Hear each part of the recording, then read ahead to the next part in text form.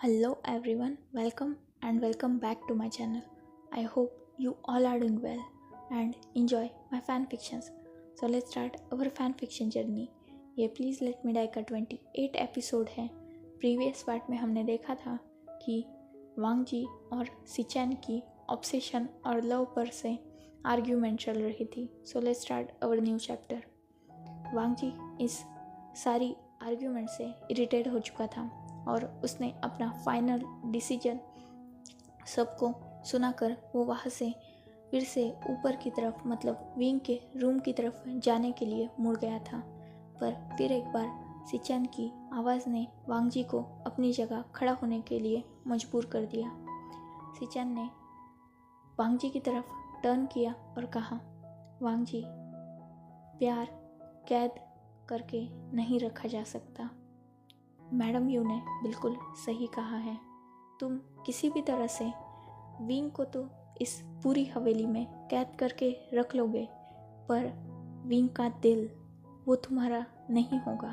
और जैसा कि तुमने कहा कि तुम्हें विंग के दिल से कोई फ़र्क नहीं पड़ता, तो तुम्हें एक बात मैं बता दूँ, प्यार किसी से भी हो सकता है, कभी भी हो सकता है, किसी भी वक्त हो सकता है, पर प्यार एक रिस्पॉन्सिबिलिटी है जिसे निभाना पड़ता है.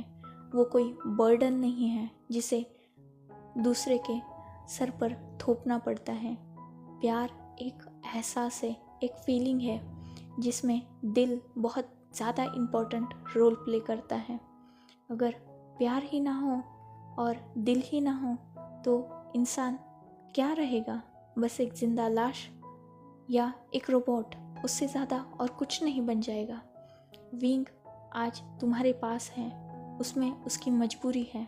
वो अपनी हंसी खुशी सब छोड़ देगा और तुम आज कह रहे हो कि तुम्हें उसके खुशी से, उसके होने से कोई फ़र्क नहीं पड़ता, तुम्हें बस वो अपने पास चाहिए, उसकी खुशी तुम्हारे लिए इम्पोर्टेंट नहीं है. पर एक दिन ऐसा आएगा कि बस विंग की खुशी ही तुम्हारे लिए इम्पोर्टेंट होगी, ये नहीं कि वो तुम्हारे पास है या नहीं. कभी कभी अपने प्यार को दूसरों की बाहों में भी देखना पड़ता है, क्योंकि उसमें उसकी खुशी होती है और तुम्हारी खुशी इन सब चीज़ों में मैटर नहीं करती. सो विंग को जाने दो. वांग जी अब इस सारी कन्वर्सेशन से बहुत ज़्यादा इरिटेट हो चुका था. उसने अपना हेड डाउन कर लिया और कहा, ठीक है भाई, चाहिए और विंग को आज़ाद कर दीजिए. मैं वो कॉन्ट्रैक्ट ख़त्म करने के लिए रेडी हूँ. सिचैन बहुत खुश हो गए थे. इनफैक्ट सिचैन ही नहीं, वहाँ खड़ा हर एक इंसान बहुत खुश हो गया था. फाइनली इतना समझाने के बाद वांग जी मान गया. सिचैन ने तुरंत वांग जी को गले लगाया और कहा, भाई, आई एम सो ग्लैड कि तू समझ गया और कोशिश कर कि विंग का तू दिल जीत पाए और फिर सब कुछ ठीक हो जाएगा. विंग खुद अपनी मर्जी से तेरे पास रहेगा. इतना बोलकर सिचैन ने वांग जी को छोड़ा और वो बहुत खुशी से अपना कदम आगे बढ़ाने लगे ऊपर जाने के लिए. और वो अब विंग को जियांग चैंग को सौंप देंगे. और जियांग चैंग भी इस बात से खुश था, क्योंकि अब विंग उसके पास आ जाएगा और वो अपने भाई का बहुत अच्छी तरह से ख्याल रखेगा.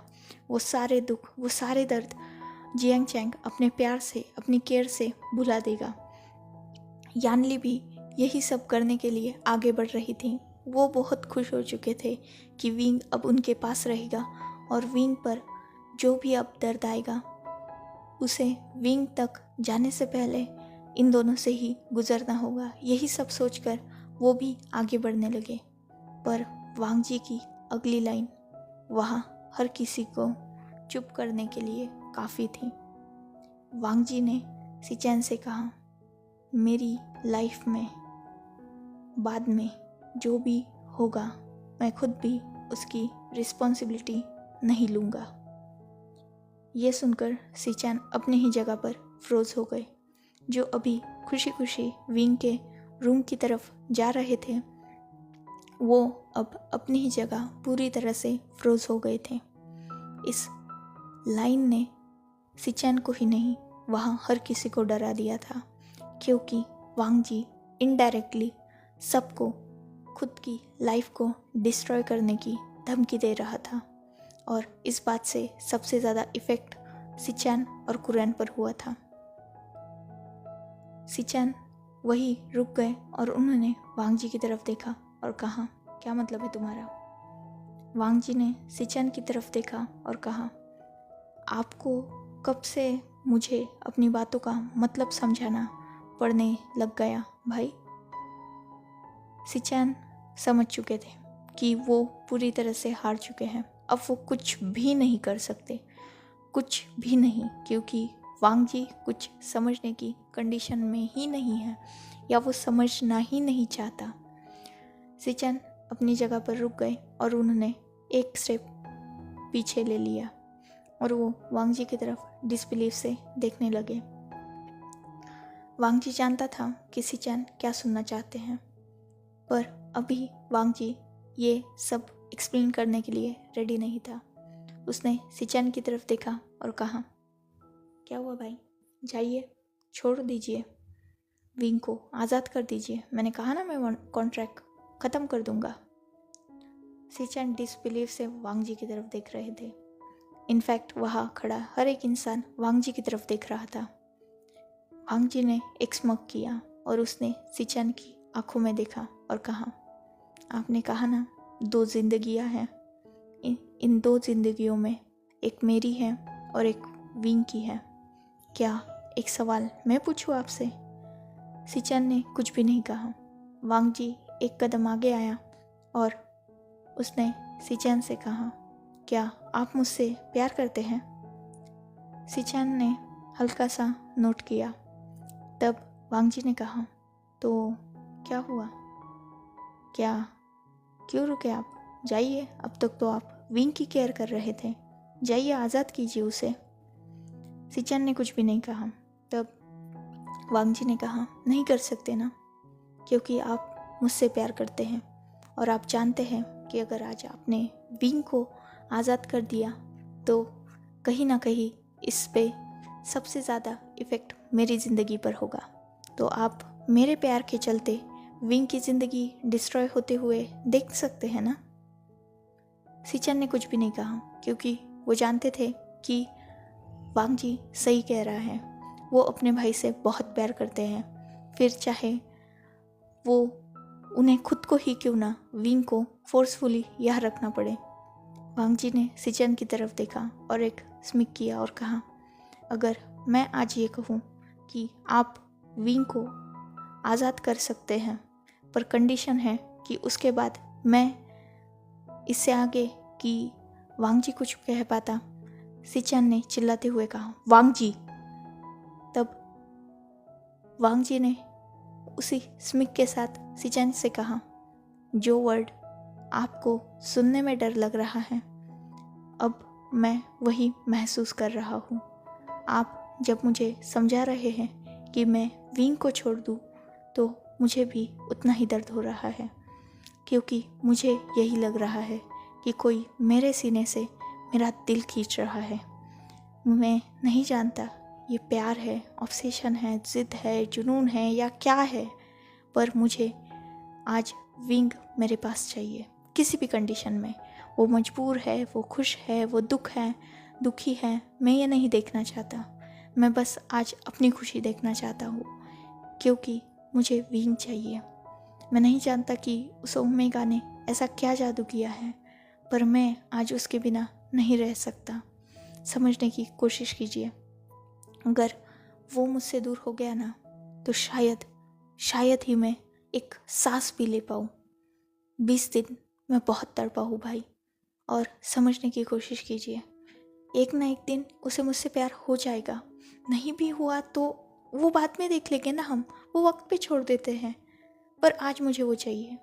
अगर आप रेडी हैं अपने भाई को खोने के लिए, तो जाइए उसे आज़ाद कर दीजिए, पर उसके बाद मेरे बारे में सोचने की गलती मत कीजिएगा, क्योंकि मैं खुद नहीं जानता कि मैं क्या करूँगा। मैं नहीं जानता कि मैं उसके बिना सांस भी कैसे लूँगा। तो क्या आप चाहते हैं कि उसे आज़ाद कर दे? अगर हाँ तो जाइए, नहीं तो मुझे उसके पास जाने दीजिए, क्योंकि मुझे अब बहुत अनईजी फील हो रहा है। मुझे वो चाहिए, मुझे वो मेरे पास चाहिए किसी भी कंडीशन में। मुझे आज ये नहीं देखना कि वो मजबूर है, मुझे आज बस मेरा देखना है। मैं खुश हूँ, इस बात से मैं खुश हूँ, बाकी मुझे नहीं फ़र्क पड़ता। विंग खुश हो जाएगा। मैंने कहा ना, मेरे पास सब कुछ है, मैं उसे दे सकता हूँ सब कुछ। वो जो मांगेगा, जो भी मांगेगा, मैं उसे दूंगा। मैं वादा करता हूँ कि विंग के मुंह से निकला हुआ हर वर्ड को मैं कंप्लीट करूँगा, पर मैं विंग को जाने नहीं दूंगा। और आपके पास ये लास्ट चांस है। अगर मैंने विंग की तरफ एक कदम बढ़ाया तो मैं आज भी उसे जाने नहीं दूंगा। आपके पास अभी भी वक्त है, जाइए और विंग को आज़ाद कीजिए। या मैंने कदम बढ़ाया तो आप विंग को हाथ भी नहीं लगा सकते। सो मैं फैसला आपकी तरफ छोड़ता हूँ। सिचन ने वांग जी की तरफ देखा और उन्होंने कुछ भी नहीं कहा। इनफैक्ट उन्होंने खुद अपना कदम पीछे ले लिया। वांग जी ने एक हल्की सी स्माइल की और वो तुरंत विंग के रूम की तरफ भागने लगा, पर वो बीच में ही रुक गया और उसने सारी जियांग्स की तरफ देखा, जो अभी तक बहुत एक्साइटेड थे। पर वांग जी की ये सारी बातें सुनकर उनका चेहरा तो उतर गया था। वांग जी ने उन सब की तरफ देखा और कहा, मैं विंग को नहीं छोड़ूंगा, विंग मेरा है। और जो विंग ने कहा वही अब उसकी रियलिटी भी है। समझ लो कि विंग मर चुका है। विंग भी यही चाहता है कि दुनिया उसे मरा हुआ समझे, तो उस दुनिया में तुम लोग भी आते हो। समझ लो कि विंग मर चुका है और यही सोचकर इस घर से बाहर चले जाओ और आगे से यहाँ आने की या विंग से मिलने की, विंग के ज़िंदगी में इंटरफेयर करने की कोशिश मत करना। अब विंग पर लीगली भी मेरा हक है। सो तुम यहाँ से चले जाओ और वहाँ वापस यहाँ आने की हिम्मत भी मत करना। इतना बोलकर वो ऊपर विंग के रूम में चला गया। वहाँ हर कोई फिर से शॉकिंगली वांग जी की तरफ देख रहा था। इन सब चीज़ों के अलावा वो सब कर भी क्या सकते हैं। उनमें से किसी को कुछ भी समझ में ही नहीं आ रहा था कि क्या करना है। और अब सिचन ने भी हार मान ली थी। सिचन ने भी वांग जी की बातों को सुनकर सोचा कि सब कुछ वक्त पर छोड़ देते हैं। अब टाइम स्किप होके सीधा 1 मंथ बाद दिखाया जाता है, मतलब 1 मंथ स्किप हो चुका है। बहुत कुछ बदल चुका है, या यूँ कहा जाए कि कुछ भी नहीं बदला। जियांग फैमिली में मैडम यू से अब कोई भी बात नहीं करता। यानली ने उस रात के बाद मैडम यू की शक्ल भी नहीं देखी और ना वो कभी मैडम यू से मिलने आई। इनफैक्ट उसने मैडम यू के कॉल्स भी कभी नहीं उठाए। जियांग चैंग उस रात ही अपने फ्रेंड के घर चला गया था और उसके बाद वो जियांग हाउस कभी नहीं गया।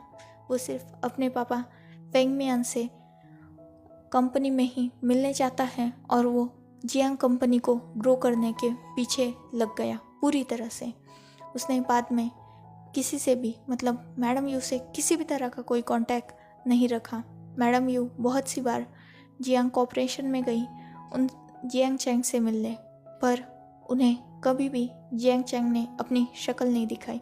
इनफैक्ट जियांग चैंग ने अपने सेक्रेटरी और बाकी सबसे कह दिया था कि मैडम यू को किसी भी तरह से उसे कांटेक्ट करने का कोई भी चांस ना दिया जाए। और एज ऑब्वियस ये जियांग कॉर्पोरेशन के ओनर का हुक्म था, तो सब ने मान भी लिया। जियांग फेंग मियान वो जियांग हाउस में ही रहते थे, पर उन्होंने मैडम यू को टोटली इग्नोर करना स्टार्ट कर दिया था। इनफैक्ट 1 मंथ बीत चुका था, पर फिर भी उन्होंने उस रात के बाद मैडम यू से कोई बात नहीं की थी। वो घर छोड़ के जा तो नहीं सकते थे, ना ही वो मैडम यू को उस घर से निकाल सकते थे, क्योंकि एज ऑब्वियस वो वाइफ है उनकी। पर उसके बाद उन्हें वो वाइफ के कोई भी राइट्स नहीं मिले। मैडम यू बिल्कुल अकेली हो चुकी थी। दूसरी तरफ लैंड मेंशन बहुत बदल चुका था, या कुछ भी नहीं बदला था, हमेशा की तरह शांत था और हर किसी का चेहरा उतरा हुआ था। बहुत कोशिश की थी नी हुसैन और लैन चिरन, लैन सिचन ने, पर कोई फ़ायदा नहीं था।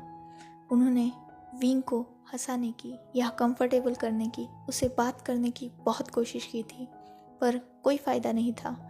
विंग सबसे बस अपने वर्क के रिगार्डेड ही बात करता था। वांग जी ने उसे जो रूम दिया था, मतलब उसका और वांग जी का रूम, विंग अक्सर उसी रूम में अपने पूरा दिन और रात बिता दिया करता था। वो बहुत कम रूम से बाहर आता था। वांग जी तो उस रात के दूसरे ही दिन, मतलब वो उस रात के बाद तुरंत ही चाहता था कि वो वापस से उस मेंशन में चला जाए जहाँ पहले वो और विंग रहा करते थे।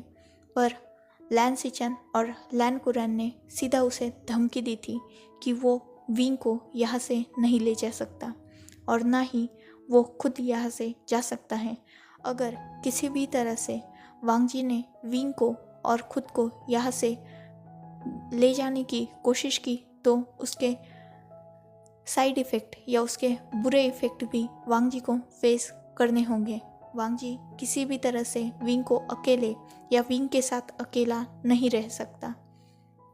वांग जी एज ऑब्वियस मजबूर था, सो उसने भी कुछ नहीं कहा और वो इसी मेंशन में अब रहता था। पर बहुत कुछ जैसे कि बदल चुका था। 1 मंथ गुजर चुका था और इस 1 मंथ में कुछ चीज़ें बिल्कुल ही डिफरेंट थी। सिचैन, कुरैन और हुसैन ने लाख कोशिश के बाद भी विंग को ना वो यहाँ कंफर्टेबल कर पाए थे, ना विंग उनमें से किसी से बात करता था। विंग बस वांग जी के सारे ऑर्डर्स बहुत ओबीडियंटली फॉलो करता था। जो वांग जी उसे कहे वो सब विंग करता था, चाहे वो कोई भी ऑर्डर हो। विंग वांग जी का एक पर्सनल मेड बन चुका था, सर्वेंट बन चुका था। वो वांग जी की हर बात को फॉलो करता था। वांग जी से किसी भी बात से बाद में विंग ने बहस नहीं की और ना उस दिन के बाद या उस रात के बाद विंग ने किसी की आंखों में देखा। वो जब भी किसी के सामने आता अपनी नज़रें झुका के रखता। इनफैक्ट उस दिन के बाद विंग ने वांग जी की आंखों में भी कभी नहीं देखा था। वो हमेशा वांग जी के सामने और हर किसी के सामने अपना सर झुका के रखता था। वो किसी से भी कोई सवाल जवाब नहीं करता। वो सिचैन और कुरैन की भी बहुत सी बातें मानता था, हुसैन की भी वो बातें मानता था, पर वो होता है ना एक फ्रेंडली टॉक या बाकी कुछ ऐसे कुछ भी उनमें से किसी के भी बीच में नहीं था। हुसैन ने बहुत बार विंग को कोशिश की कि वो एटलीस्ट उसके साथ कंफर्टेबल हो जाए, क्योंकि वो एक ओमेगा है और बहुत फ्रेंडली है, पर कोई फ़ायदा नहीं था। विंग जैसे जिंदा लाश बन चुका था। जैसे कि सिचैन ने कहा था, विंग पूरे दिन घर में घूमता रहता और वो तभी बाहर निकलता जब बहुत ज़्यादा ज़रूरी काम हो। वो वांग जी के ऑर्डर्स को फॉलो करता। सुबह से जब से वांग जी मॉर्निंग में उठता तब से विंग वांग जी की हर बात को फॉलो करता और उसकी रूटीन में उसके हेल्प करता था। वांग जी के सुबह उठने के बाद क्लोथ्स निकालना, उसे रेडी करना, ऑफिस में के लिए भेजना, उसके लिए लंच, डिनर, ब्रेकफास्ट रेडी करना। इनफैक्ट अब विंग वहाँ हर किसी के लिए लंच, डिनर और ब्रेकफास्ट रेडी करता था। विंग को वांग जी ने मेंशन के किसी भी काम को हाथ लगाने से मना कर दिया था। वो बस उन सब के लिए डिनर ही प्रिपेयर करता था। सो वो भी वांग जी के कहने के मुताबिक किसी भी तरह से मेंशन के किसी का और काम को हाथ नहीं लगाता था। पर वांग जी के रूम में कोई भी सर्वेंट अलाउड नहीं था। उस रूम का पूरा क्लीनिंग विंग ही करता था और ये वांग जी का ही ऑर्डर था। सो विंग सिर्फ उस रूम को क्लीन करता और वो वांग जी का हर चीज़ को देखता था। वांग जी के बहुत समझाने पर सिचैन और कुरैन के बहुत समझाने पर वांग जी ने विंग को अलाउ कर दिया था कि वो बिजनेस में इंटरफेयर कर सकता है और पहले जैसे वो वांग जी की हेल्प करता है था, वैसे ही वो अब भी कर सकता है। उस बात पर कहीं ना कहीं विंग भी थोड़ा अपने दिल में सेटिस्फाइड था कि एटलीस्ट वो कुछ काम तो कर सकता है, पर वो इस बात को भी वांग जी को कभी शो नहीं करता था। वो ओबीडियंट चाइल्ड की तरह सुबह वांग जी के काम करता था, दोपहर को उसके बिजनेस में हेल्प कर देता था, और शाम को वांग जी के आने के बाद फिर से वो वांग जी के बाकी सब काम करता था। इन 1 मंथ में वांग जी ने कभी भी विंग को फिजिकली टच नहीं किया था, मतलब उनमें किसी भी तरह की इंटीमेसी नहीं हुई थी। वो बस रात को वांग जी विंग को कडल करके सोता था, और ये बात जब से विंग को पता चली थी कि वांग जी रात को उसे कडल करता है, विंग एक खंबे की तरह बेड पर सोता था, मतलब वो ज़रा सी भी हलचल नहीं करता था। वो बहुत स्ट्रिक्ट एक पोजीशन में वांग जी के साथ सोता था ताकि वांग जी कंफर्टेबली उसे कडल करके सो सके। बहुत सी बार विंग रात को सो भी नहीं पाता था, पर उसकी मजबूरी थी। एज ऑब्वियस उसने जैसे भी वांग जी से कहा था, वो वांग जी की हर बात मानता था। उसके आगे उसने कभी आवाज़ नहीं उठाई, उसे किसी भी चीज़ के लिए मना नहीं किया, पर वांग जी ने खुद ही विंग को कभी हाथ नहीं लगाया इन 1 मंथ में। पर अब बदलने लगा था, बहुत चीज़ें बदलने लगी थी। अब वांग जी को ही विंग का ये बिहेवियर पसंद नहीं था। 6 मंथ वांग जी ने विंग को बहुत बहुत करीब से ऑब्जर्व किया था। उसकी हंसी, उसकी खुशी, उसका दर्द, उसका दुख कहीं ना कहीं वांग जी को समझ में आता था।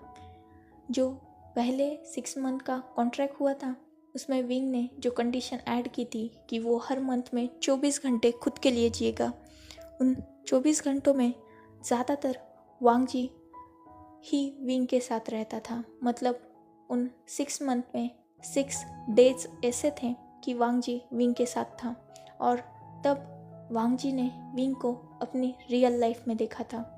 वो जब दुखी होता था तो उसकी आंखों में आंसू रहते थे, जब वो खुश होता था तो उसके लिप्स पे मुस्कान रहती थी।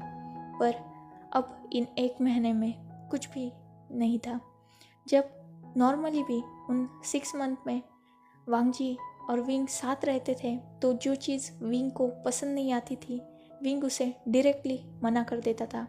पर इन 1 महीने में भी विंग ने किसी एक सिंगल चीज़ पर भी मना नहीं किया था। उसे जो नहीं पसंद वो चुपचाप खा लेता था। इनफैक्ट वांग जी जानता था कि विंग स्पाइसी फूड खाता है और वांग जी प्लेन फूड खाता था, तो जिस वजह से वांग जी ने यहाँ हर किसी के टेस्ट के मुताबिक, मतलब लैंस तो एज ऑब्वियस सिंपल फूड खाते हैं, तो वांग जी यहाँ हर किसी के लिए सिंपल फूड बनाता था, और वो खुद भी वैसा ही फूड खाता था। उसने कभी भी अपने लिए एक्स्ट्रा डिश नहीं बनाई जैसे वो पहले बनाया करता था, वांग जी के लिए अलग और अपने लिए अलग। पर इन दिनों में विंग ने पूरी तरह से खुद को वांग जी की तरह ही ढाल लिया था। जो वांग जी कहेगा वो वही पहनेगा, जहाँ वांग जी कहेगा वो वही बैठेगा, वैसे ही उठेगा, वही खाएगा, वही पिएगा, वही जाएगा जहाँ वांग जी कहेगा। इनफैक्ट इन 1 मंथ में वांग जी उस मेंशन से बाहर तक नहीं निकला था। वो अपने कमरे से ही कभी बाहर नहीं निकलता था। अब वांग जी इन सब चीज़ों से बहुत फ्रस्ट्रेट हो चुका था, क्योंकि सच में अब सिचन ने जो कहा था जिंदा लाश रोबोट, इसका मतलब वांग जी को समझ में आ रहा था। विंग ने वांग जी को इन सब चीज़ों का बहुत अच्छी तरह से मतलब समझा दिया था, क्योंकि विंग एक जिंदा लाश की तरह ही बन चुका था। वो एक ओबीडियंट चाइल्ड बन चुका था, जो अब वांग जी को ही पसंद नहीं था। वांग जी को विंग का वो चुलबुला नटखट नेचर ज़्यादा पसंद आता था, पर ये विंग तो सच में लाश की तरह है, जो वांग जी की हर बात मानता है, जो वांग जी से कभी भी बात भी नहीं करता। विंग ने उस दिन के बाद बात करना ही बंद कर दिया था, और वो वांग जी से तो कुछ भी नहीं कहता था। हो सकता है बिजनेस के रिगार्डिंग अगर कोई बात हो तो वो लैन सिचैन या लैन कुरैन या न्यू हुसैन को बता दे, और वो बहुत कम वर्ड में अपनी बात फिनिश करना सीख चुका था। पर वांगजी से इन पूरे मंथ विंग ने कुछ भी नहीं कहा था, क्योंकि उनके पास कुछ कहने के लिए था ही नहीं। वांगजी जो कहता वो विंग चुपचाप मान लेता, उसे कर देता, और विंग कभी भी उसे किसी भी चीज़ के लिए मना ही नहीं कर पाता था, कि किया ही नहीं था, मतलब कर पाता नहीं, उसने किया ही नहीं। तो कोई बहस का टॉपिक ही नहीं था, और कुछ बात होने के लिए टॉपिक तो होना चाहिए, तब बात बढ़ेगी ना।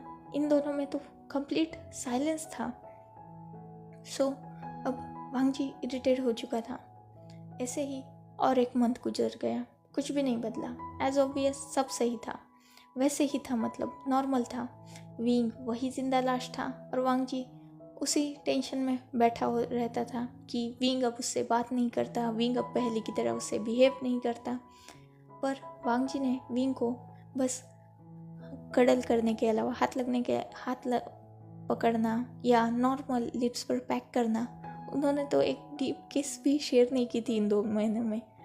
सो विंग का बिहेवियर भी वैसा ही था, और वांगजी को वो पसंद नहीं था। वांगजी जानता था कि अगर विंग के पास वो अपनी फिजिकल नीड्स को लेके जाएगा तो विंग उसे एज ऑब्वियस फुलफिल करेगा, पर उसे ये सब एक लाश के साथ करने में कोई इंटरेस्ट नहीं था। अब वांगजी चाहता था कि विंग उसके साथ ओपन अप हो, उसके साथ खेले, उसके साथ हंसे, उसके साथ रोए। उसे अब वांगजी की वो हंसी चाहिए थी, और वैसे ही एटलीस्ट वैसा बिहेव तो भी जैसे 6 मंथ में विंग वांगजी के साथ करता था। पर ऐसा कुछ नहीं हो रहा था। वांगजी इन सब चीज़ों से बहुत फ्रस्ट्रेट हो चुका था। वो एक बार अपने भाई के पास गया, जो एज ऑब्वियस ऑफिस में ही थे। वो आज बहुत फ्रस्ट्रेट था, क्योंकि उसे कैसे भी करके अब विंग एक इंसान की तरह चाहिए था। मतलब अब उसे अकल आई थी कि इंसान बनाना ज़्यादा ज़रूरी है। जो वो रोबोट उस पाल के रख रहा है ना, उसका कोई फ़ायदा नहीं है। तो वो सिचैन के पास गया। सिचैन एज ऑब्वियस अपने वर्क में बिजी थे। वो गया और उसने नॉक किया। सिचैन ने अंदर आने के लिए एंटर कह दिया। सिचैन भी अब वांगजी से ज़्यादा बात नहीं करते थे, क्योंकि वहाँ विंग की कंडीशन देखकर हर किसी को दुख होता था, कुरैन को भी और हुसैन को भी, पर कोई कुछ भी नहीं कर सकता था। जिस वजह से वांगजी से कहीं ना कहीं हर कोई नाराज़ था। वो अलग बात है कि कोई भी कह नहीं सकता था, पर थे तो वो सब अपसेट। सो वांगजी सिचैन के पास गया, उसके पास बैठ गया और उसने कहा, भाई मैं विंग को ऐसे नहीं देख सकता। सिचैन जो अब तक अपनी फाइल्स में लगे हुए थे, उन्होंने वांगजी की तरफ देखा और कहा, क्या मतलब? तब वांगजी ने थोड़ा हकलाते हुए कहा, मैं चाहता हूँ कि विंग मेरे साथ पहले की तरह बिहेव करे। सिचैन ने अपने आइज़ को रोल किया और वो फिर से अपने फाइल्स में लग गए। वांगजी को गुस्सा आ गया। उसने कहा, भाई मैं आपसे बात करने आया हूँ, आपको मुझसे बात करनी चाहिए, वो सब रखिए। सिचैन ने वांगजी की तरफ देखा और वो फिर से अपने फाइल्स में काम करने लग गए। वांगजी को अब गुस्सा आ गया। उसने तुरंत उन सारी फाइल्स को सीधा टेबल के नीचे फेंक दिया और वो फिर से सिचैन के सामने बैठ गए और उसने कहा, मुझे आपसे बात करनी है तो मेरे सवाल का जवाब दीजिए, ऐसे मुझे इग्नोर मत कीजिए, मुझे गुस्सा आ रहा है। सिचैन ने वांगजी की तरफ देखा और कहा, क्या चाहते हो? तब वांगजी ने कहा, मैं चाहता हूँ कि विंग पहले जैसा बिहेव करे, जैसे वो पहले मेरे साथ रहता था। उसने इन दिनों में मुझे किसी भी बात के लिए मना नहीं किया, वो मुझसे बात भी नहीं करता। इनफैक्ट उसने एक सिंगल वर्ड भी मुझसे नहीं कहा। मैं ये सब नहीं चाहता। मैं चाहता हूँ कि वो मुझसे कुछ डिमांड करे या मुझसे बात तो करे एटलीस्ट। सिचैन ने वांगजी की तरफ देखा और एक गहरी सांस को छोड़ते हुए कहा, तो इसमें मैं क्या कर सकता हूँ? तब वांगजी ने कहा, भाई मुझे दर्द होता है यहाँ। उसने अपने हार्ट पे पॉइंट करते हुए कहा, यहाँ मुझे दर्द हो रहा है। जब विंग मुझसे बात नहीं करता तो मुझे बहुत बुरा लगता है। मैं विंग को ऐसा नहीं देखना चाहता। वो तो बिल्कुल रोबोट की तरह घर में घूमता है, मेरी हर बात मानता है। आप जानते हैं, पहले वो मेरी बहुत सी बातों को ना डिसएग्री करता था, वो मुझसे लड़ता भी था, पर अब विंग बिल्कुल बदल चुका है। वो मेरी हर बात मानता है, हर बात। मैं उसे कुछ भी कहूँ तो वो मान लेता है। उसे स्पाइसी फूड पसंद है, पर वो हमारी तरह प्लेन फूड खाता है। वो जानते हैं आप, पहले वो पूरे बेड पे रोल होके सोता था, अब वो एक खंबे की तरह सोता है। मुझे ये सब नहीं पसंद। मुझे विंग इंसान की तरह चाहिए। ये तो वो एक टॉय बन के जी रहा है। सिचन से वांगजी बिल्कुल छोटे बच्चे की तरह कंप्लेन कर रहा था विंग की। तब सिचन ने कहा, तुमने मुझसे क्या कहा था, याद है ना? तुमने कहा था कि तुम उसे अपने पास रखना चाहते हो। अब विंग तुम्हारे पास है तो भी तुम खुश नहीं हो। तब जब मैं तुम्हें उससे दूर कर रहा था तब भी तुम खुश नहीं थे। तो अब तुम चाहते क्या हो? उसे अपने पास रहे।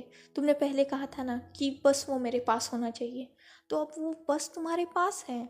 तो अब इंजॉय करो ना उस लाइफ को। क्यों ये सब सोच रहे हो, या क्यों इन सब चीज़ों का टेंशन ले रहे हो? तब वांगजी ने स्टबनली कहा, बिल्कुल नहीं। मैं चाहता हूँ कि वो पहले की तरह रहे, वो हंसे, वो खेले, वो जैसे पहले मेरे साथ जिद करता था वैसे करे। मैं तो उसे बाहर ले जाना चाहता हूँ, पर वो तो उन चीज़ों के लिए भी कभी नहीं कहा उसने। मैंने उसे कितने सारे गिफ्ट दिए, पर वो कुछ भी नहीं लेता। वो वही सब पहनता है। इनफैक्ट उसने मुझे कुछ भी नहीं मांगा इन दिनों में, और मैंने बहुत कोशिश की उससे बात करने की, पर वो मेरी सिर्फ बातें मानता है और उसे फॉलो करता है। उसने मुझसे कुछ भी नहीं कहा। लिटरली वांगजी एक छोटे बच्चे की तरह था, जो कि किसी टीचर ने उसे डांट दिया और वो सिचन की तरफ उसकी शिकायत लगा रहा था। सिचन के चेहरे पर हल्की सी स्माइल आ गई और उन्होंने कहा, तो अब तुम क्या चाहते हो कि मैं क्या करूं? तब वांगजी ने कहा, आपने कहा था ना उस दिन कि विंग को मुझसे प्यार करना होगा, या मुझे विंग से प्यार करना होगा। तो ठीक है ना, मैं विंग से प्यार करने के लिए रेडी हूँ। आप जाइए और विंग से कहिए कि वो मुझसे प्यार करे, और फिर सब ठीक हो जाएगा। और उसे कहिए कि वांगजी उसकी हर बात मानेगा, और मैं उसकी हर बात मानूंगा भी। आप जाइए और उसे फ्री कर दीजिए, और उसे कहिए कि वांगजी उस कॉन्ट्रैक्ट को भी फाड़ देगा, पर विंग उसे छोड़ के नहीं जाए बस, और वो मेरे साथ पहले जैसा बिहेव करे। सिचन डिसबिलीव से वांगजी की तरफ देख रहे थे। बच्चा है क्या, मतलब क्या कह रहा है? सिचन ने वांगजी की तरफ देखा और कहा, तुम चाहते क्या हो? मैं विंग से कहूँ कि वो तुमसे प्यार करे, और ये कैसे पॉसिबल होगा? मतलब प्यार ऐसे ही थोड़ी ना हो जाता है। तब वांगजी ने तुरंत सिचन से कहा, तो आप क्या चाहते हैं? प्यार कैसे होता है मुझे बताइए, मैं वैसे ही प्यार करूँगा। फिर तो सब ठीक होगा ना? फिर विंग मुझसे प्यार करेगा ना? फिर वो पहले जैसा हो जाएगा ना? सिचन ने जस्ट अपना हेड शेक किया, और उन्होंने अपना एक हाथ हल्के से अपने हेड पर टैप किया, मतलब हेड पर मार ही लिया। अब क्या ही समझा इसे, मतलब अब प्यार करने के लिए किसी से कैसे कह सकते हैं? So, enough for today. Let's take a break. Next chapter in next video. If you like my explanation, like, comment and subscribe my channel. Hopefully you all are enjoying this journey. Goodbye. Take care. Enjoy your beautiful life.